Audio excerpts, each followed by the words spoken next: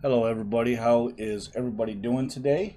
I'm going to be doing another video on Alexandria Ocasio-Cortez saying that the U.S. is running concentration camps on our southern border. Let's get to it.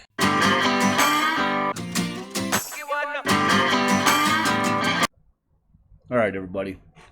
What is this? This is from CBS News. It was updated on June 18th, which is yesterday, which I believe that's when she came out with a tweet. Maybe it was over the weekend. I can't remember. I remember seeing it and I was like, what?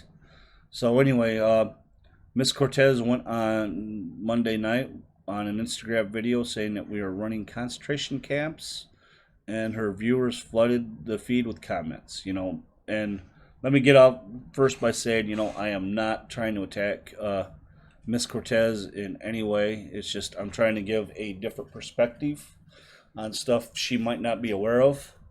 I doubt she'll see this, but hey, I'm making this anyway. So, it looks like she's sitting in her apartment when she, started, uh, criticizing our border facilities, across the border waiting to be processed. And some of the images are disturbing. I don't agree with it, but the problem is there's no funding. So if we're not going to fund the border facilities so they can have proper housing and food and everything else, how can you say we're running concentration camps when they've asked for funding? Saying, hey, we've got too many people here. We don't know how to deal with it. It's, very extremely hard. If we're not going to fund them, then, hey, it's a double-edged sword. You want people to come in, and you want to accept them, but yet we're not giving the funding so that we can house and make sure that the people that are coming in are who they say they are. Which we have to do. We should be, nobody should be able to show up at our border, or our door or whatever, and say, "Surprise, I'm here. Clothe me, house me, feed me, and etc. Give me medical care." They should have to go through the proper documentations. Either file for asylum when they're in their country, or as soon as they cross into Mexico, they should have to file. Say, "Hey, I want asylum in the U.S." But Mexico has offered to take some of these people in, and time again they go, "No, we want to come to America." Well, Mexico is getting better. It's not as bad as what it's led on to be. And to me, if you're refusing one country, say, "Hey, we'll give you asylum. There's work here. The country's getting better," and you say, "Nah, we don't want you. We want to go to the America. We want to go there." And I've heard reports, and I don't know if that's true, about a lot of them just want to come and have chicken wings or something. That's not a right. you know and if another country's offering you sanctuary, to me, you should at least take them up on their offer. Doesn't mean you have to stay there. You give it a try and say, "No, this ain't working." And then like I said, file for it while you're there, not just showing up on the doorstep saying, "Hey, I need this," when you're traveling through a whole nother country to get here. And I get, some of these photos are upsetting, and she's focused in on that. But my question is, what about DACA? For the longest time, they were fighting for DACA. Now all of a sudden, I don't hear the fight anymore about the DACA recipients. It seems like you guys have forgotten about them, and now focusing on our southern border with all the undocumented people that are showing up that we don't have the money to house because you guys won't release the money. And I'm just not mean Democrats, Republicans alike.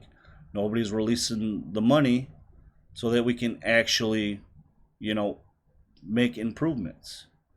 But my point here is everybody was so focused on this for what, the first part of the year, when President Trump tried to end DACA, and they were like, no, no, you can't do this. But all of a sudden, this is gone. And I agree, DACA needs to be fixed.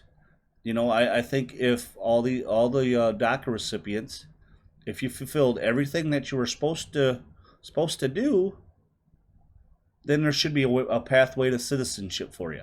I honestly believe that. You know, especially when you hear about an army vet or a military vet that's been deported. To me that's not right. If somebody that was with DACA signed up for the military, served the country, to me that's automatic citizenship. There should be no if, ands, questions about it. There should be they should be a U.S. citizen. They shouldn't have to worry about being deported. As soon as they sign their name on a dotted line, that process should start. And as soon as they separate from the military, as long as there wasn't no issue, major issues, where they were a bad apple. They did what they were supposed to do. They kept their nose to the grind and nothing happened. Absolutely, they should be a U.S. citizen. But how come we stopped talking about DACA? Is my question. And like I said, I think if these people should, whether you do a tier system and you cut the amount of money down that they have to pay to be a U.S. citizen, I'm fine with that. If they've done everything that they were supposed to do, I don't have an issue with them being a U.S. citizen. But we're so she's so worried about us separating families at the border. My question is, what about our military vets and stuff? Now these screenshots here were taken from a video from Five Finger Death Punch, The Wrong Side of Heaven. And this is I like this band. They've done a lot, for the military, I believe. And some of the stuff they do is based around military things. But let's take a look at some of these screenshots I took. Our vets, swore to defend us. They volunteer, they risk their lives, so a lot of people don't have to. While you're watching the video, I think the video is like 4 or 5 minutes long. 300,000 homeless vets are sleeping on the streets, but yet, Miss Cortez, you're focused in on the illegal immigrants that are undocumented that are coming into the country. They're at least being housed. But what about the veterans? That's my question. And that number keeps going up every year. There's over 1.4 million veterans that are at risk of becoming homeless.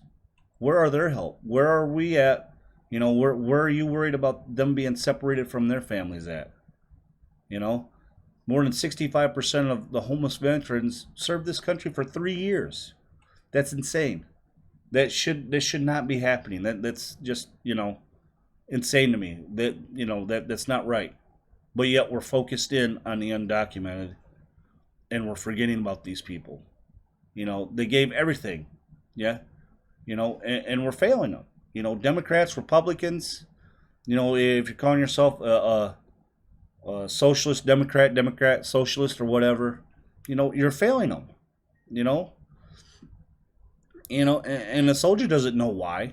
They don't understand why they're easily discarded as a piece of trash. Yesterday's news. They're just thrown out. While you're watching the video, they're losing their families. Divorce rate has increased 42% for military couples. That's insane. That's just insane. And there's no help, but yet we're not worried about separating these families with them becoming homeless. We're worried about the undocumented that we're separating that may not be their family. A lot of the traffickers are using kids like that because they know it's an automatic inform if they have a kid with them. But yet we're not worried about this. An estimated 460,000 vets suffer from PTSD.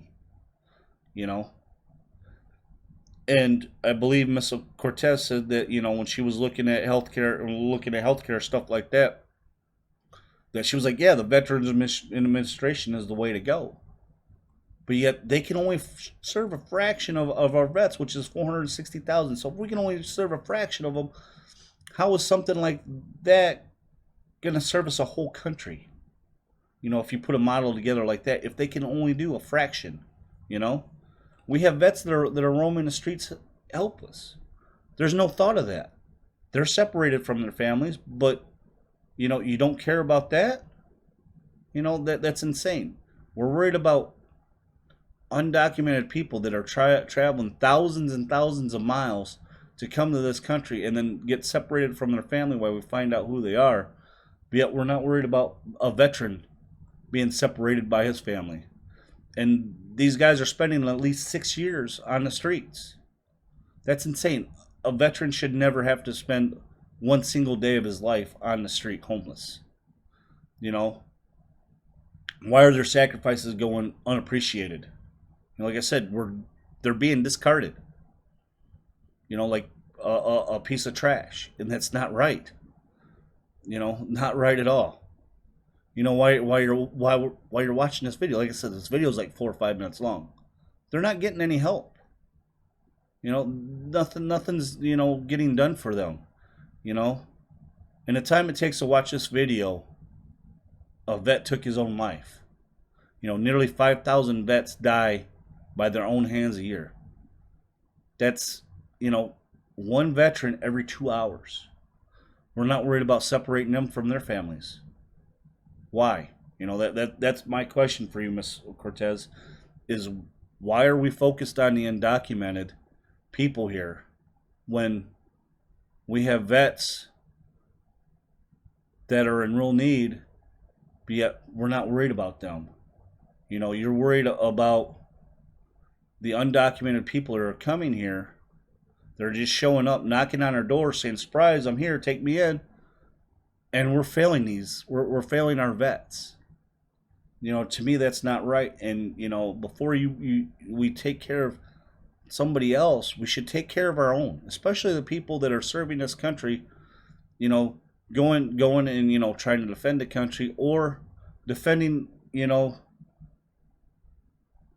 less than honorable things. When we went into Iraq the first time for Desert Storm, we told those Iraqi people we're there for them, not the oil. We're there for them. What happened? As soon as Saddam said, "Well, I'll give you back the oil," we stopped. We had a chance that we could have went in there and got Saddam on human rights violations and not went back again on not a true thing that happened. We didn't find any weapons of mass destruction. But when he went into Kuwait and we knew about all the human rights violations, we could have went in there and helped the people. But we didn't. But our soldiers went in there and risked their lives. And then when they had to go back again, and we just discard them. We're just discarding them. But you're not concerned about getting these guys help. You're not worried about this, about separating them from their families. You're worried about people that are just showing up on our doorstep saying, "Hey, we're here." Why don't we change our immigration policy? Say, look, before you can claim asylum here, if you're in Mexico, you need to claim asylum there, or at least file the paperwork saying you want asylum in the U.S. And then they look at it in Mexico, at their border, at their southern border, wherever they're coming in at, boom, they need to apply there. Instead of showing up there, and then we're trying to figure out how we're going to house them, feed them, clothe them, give them medical care, which is costing us money. It's not free. And some of the stuff that you say that you want healthcare, free healthcare stuff, it's not free. It's costing us taxpayers money. But yet we don't have the money to take care of our vets. And that's my point, is that, why don't you watch this video? If you watch the video for Five Finger Death, just watch the video and tell me, even if you don't like the music, I don't care if, you don't care for their type. Just watch the video so you can soak it all up and see, just kind of see, what's going on. And maybe you'll get an understanding why some of us are like, well, wait a minute, we have other people here that we need to take care of, our own, that through no fault of their own are being put in a position being taken away from their family. But But that's the video, guys. I hope you like it. You know, if you do, share, comment, all that good stuff. And I hope you guys have a fantastic day. I'll talk to you later. Bye.